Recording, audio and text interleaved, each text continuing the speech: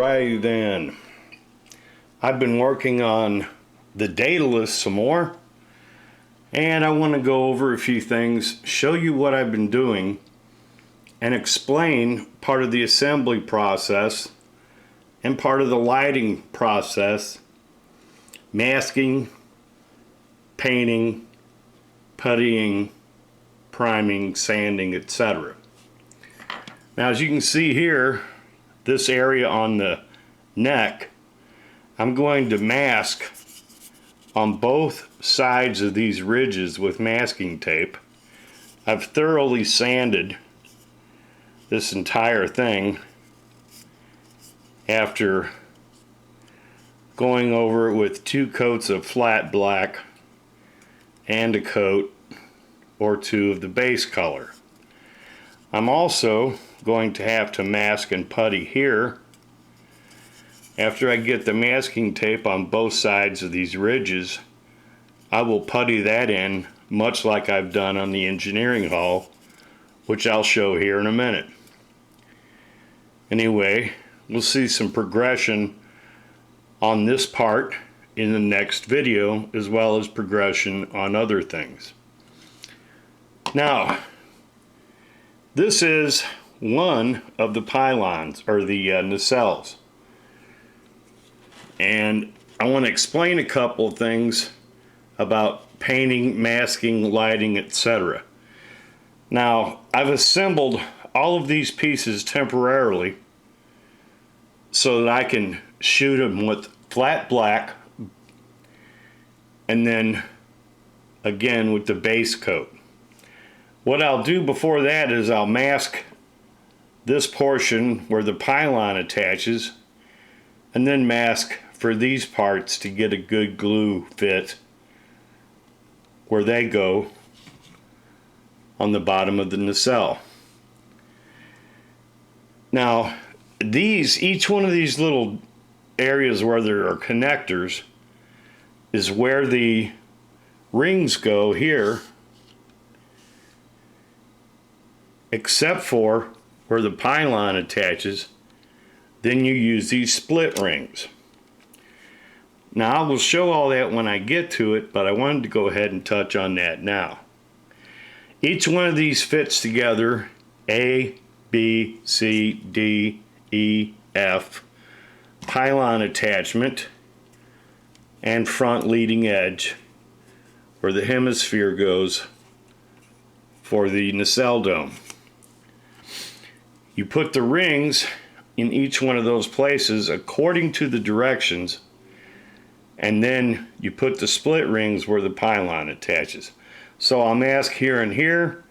I'll shoot the entire thing with 2 coats of flat black, let that cure, shoot it with probably a couple of coats of the base coat, then do any sanding on the assembly as it is to get a nice smooth even sand, nice level area so that everything meshes and feathers together.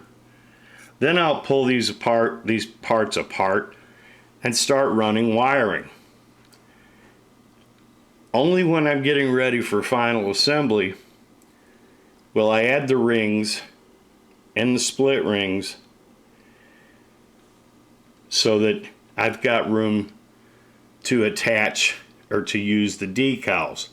I've been doing decal work on this as well as electronics and working on a couple of different bases for the different ships.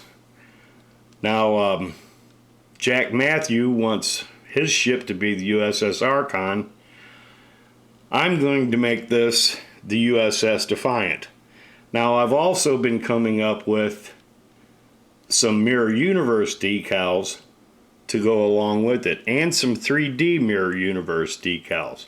So I'm really going to dress this build up. At any rate, assemble all these parts before shooting with, I would say, 2 coats of flat black and at least 1 coat of base coat, maybe 2.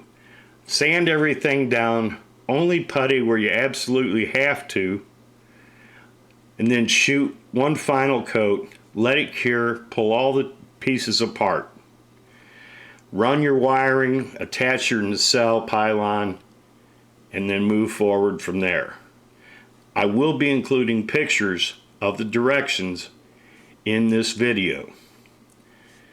Now, right here, I'm going to make some light material that will diffuse the light.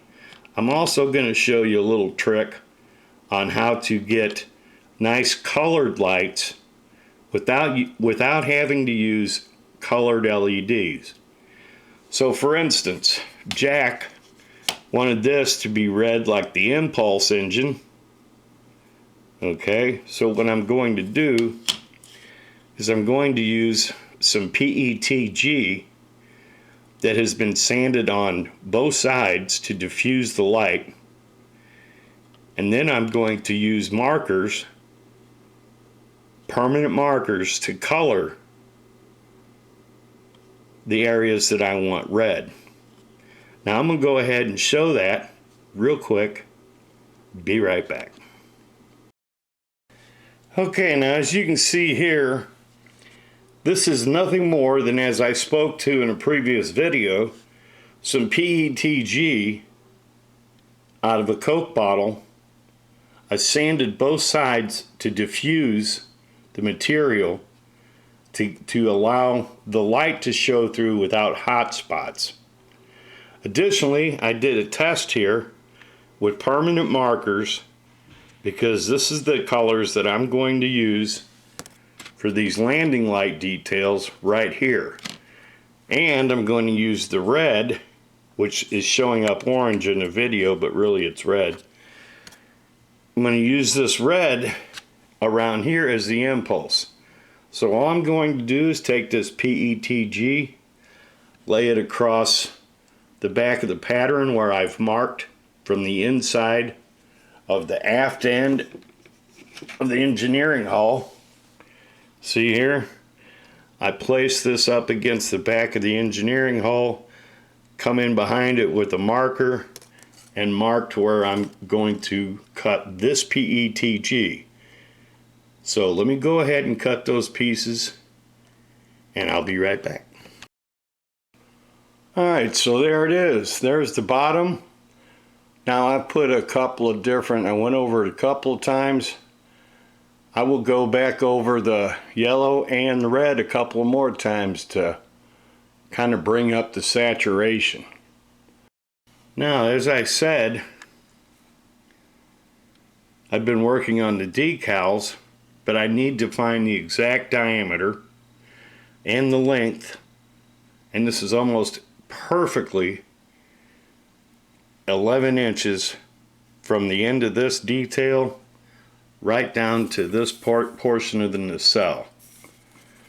So what I did is I wrapped the piece of 8.5 by 11 typing paper, actually just a piece of scrap paper, and then used a colored pencil to rub across where the paper meets up, and then mark. So I've got 5 places marked. When I untape this and lay it out, all I've got to do is use my steel ruler to match up those 4 lines, run a straight line down it, take a measurement, take that into Photoshop, import my existing decal, and make whatever changes I need to make.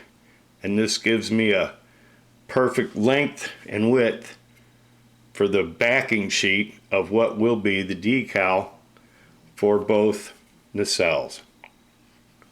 There you go. Now, I've been sanding a lot on the engineering hull and on the hemisphere that is the primary hull, and I wanted to speak to this a little bit. All I'm really going to do on this is I'm not going to putty, but maybe in a couple of places. So that'll save me a lot of time. All I'm going to do is, like, I've sanded all these main portions one at a time to try to do them smoothly and even them out. What I'm going to do is I'm going to go over this and wash it thoroughly, go over it with a toothbrush, and then inspect it thoroughly before I shoot it with another couple of coats of flat black. This will help darken and or opaque the exterior, and I'll wash it and go over it with a toothbrush to keep from getting little paint bubbles and paint boogers. Okay, we'll see some more of this in a future video. Now, let me go ahead and show you the engineering hall and show you where I did do some putty work. Now, this is nothing but 3M spot putty, and all I did is I sanded this part down thoroughly, laid very thin layers of putty, sand again, and what I'm going to do is I went over and very carefully inspected. Now this looks rough, and some people might even say it looks sloppy, but you know what? I've got my own way of doing things, and it's been working for me for a long time. So when I shoot this, in fact, I'll make sure to make a point of getting a video. I'll tape this off, and I'll shoot this with flat black, and then go back over it with primer and show you exactly what it looks like. Now, I may go over this one more time. I've sanded the rest of the engineering hull, but long black hair. I wonder whose that is. Alright, but I'm going to have to putty. You can clearly see where the ridges are. I'm going to have to putty a couple of places on both of these parts. Now, when I get the engineering hull completely done and I'm satisfied with it, I will mask off anywhere where there's an assembly seam, and then I'll either use super glue and baking soda or 3M spot putty to go over the entire engineering hull one last time before I start adding decals and or details. As for the windows, I've got a plan for that, but I'll show you and tell you and explain when I get to that. Anyway, let's see. I guess that's it for today. No. I wanted to show you this. Now,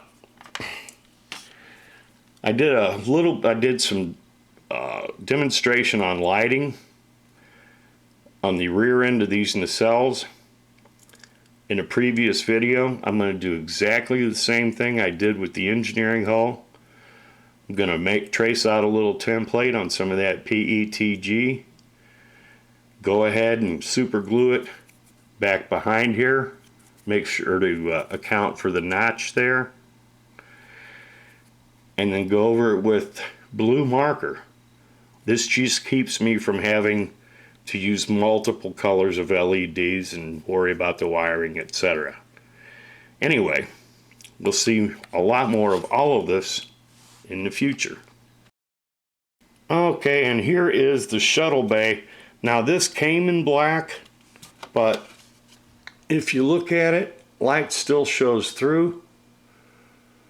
So I could use this, but I'd still have to opaque it and paint it the proper color on the interior.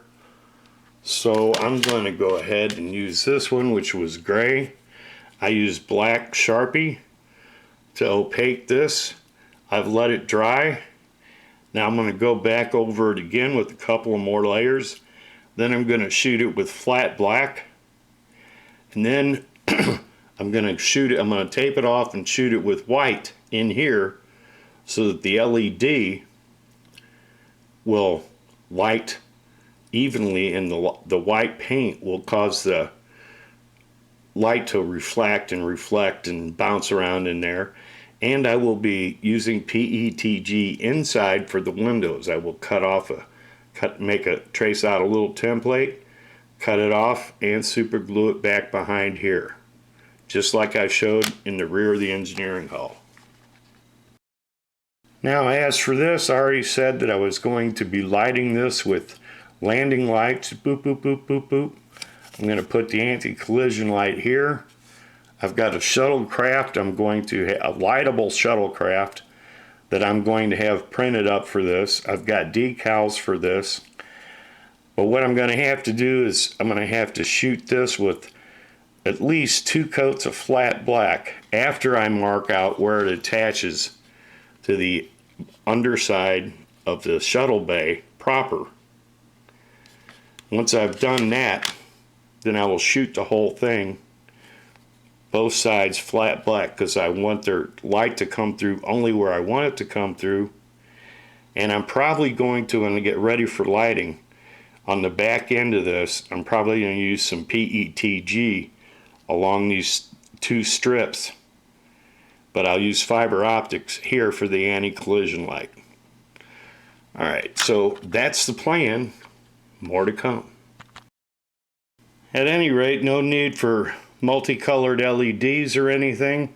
I already test fit it. It fits into the back of the engineering hall. Now all I've got to do is lightly sand this and then shoot a light coat, put some mask down in here, and then shoot a light coat. And this part is almost ready. Little sanding, 1 light coat, mask off the areas that I don't want paint, and move forward. And there you go. The red shines through. I don't even have the light on real bright. There we go. The red shines through, so all I have to do is use white, super bright white or bright white, cool white, LED lighting, and I've already got an automatic, my impulse engine lit up. There you go. Alright, so I took everything outside a couple of days ago, shot with flat black, and I shot that with the proper color, the forward edge of the engineering hull. Now, I've got good weather coming again the next couple of days. I'm going to be sanding on all of these parts and then shooting with about 2 or 3 more coats of flat black, and then go ahead and hit the base color and have a look at everything. There will be more coming in the next video. So just have a quick look at all the parts. You can see this kind of semi-gloss black here is showing some of the ridges, even though I've already puttied, like I puttied right here. But I've got to go back over a couple of other places, putty sand, and get ready for shooting with flat black in the next couple of days or so. So I'll shoot everything with flat black, make sure it's all smooth, and then hit it with a base coat. Now I've made decals for the pylons. I don't know if Jack wants to go with them, but we'll see. Just in case, I've got some additional Mirror Universe decals and several other things I'm working on for this kit. Got some 3D decals. That's going to be cool. Anyway, much more to come.